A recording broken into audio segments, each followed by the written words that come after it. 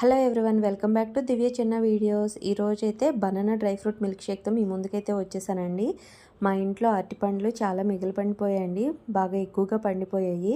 వాటిలతో milk shake అయితే చేద్దాం అనుకుంటున్నాను. ఒక 2 అరటిపండ్లు అయితే తీసుకున్నానండి. 2 అరటిపండ్లు తీసుకొని వాటిని చిన్న చిన్న ముక్కలుగా అయితే కట్ చేసి బ్లెండర్లో వేసుకుంటున్నానండి.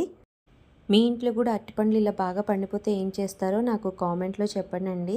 నేనైతే బనానా మిల్క్ షేక్ ఇలా చేస్తాను.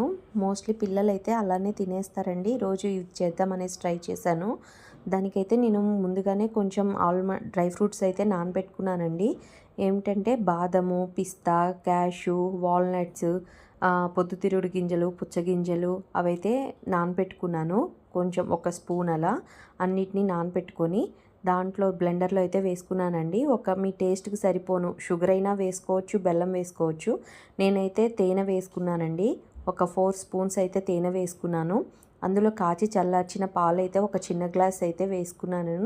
వేసుకొని ఇప్పుడు వాటన్నిటిని అయితే నేను బ్లెండ్ చేసుకుంటున్నానండి. బ్లెండ్ చేసుకున్నాక మీకైతే చూపిస్తాను చూడండి. కొంచెం చిక్కగా ఉందండి, కొంచెం లూజ్గా అయితే లేదు, చిక్కగా వచ్చింది. అందుకని ఇంకొంచెం పాలు అయితే పోసుకుంటున్నానండి.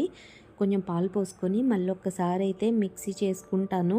మిక్సీ చేసుకున్నాక మళ్ళీ మీకు చూపిస్తానండి. మిక్సీ చేసేసాను. ఇప్పుడు మిక్సీ చేశాక మీకు చూపిస్తాను చూడండి. ఇప్పుడు కొంచెం లూజుగా వచ్చేసింది. మా బాబుకి అయితే టేస్ట్ చూపిస్తున్నానండి. సూపర్ అని చెప్తున్నాడు. ఇప్పుడైతే సర్వింగ్ గ్లాస్లోకి అయితే తీసుకుంటున్నానండి. ఎంతో టేస్టీగా ఉండే మిల్క్ షేక్ అయితే రెడీ అయిపోయిందండి. మీరు కూడా ఒకసారి ట్రై చేయండి. Thank you for watching.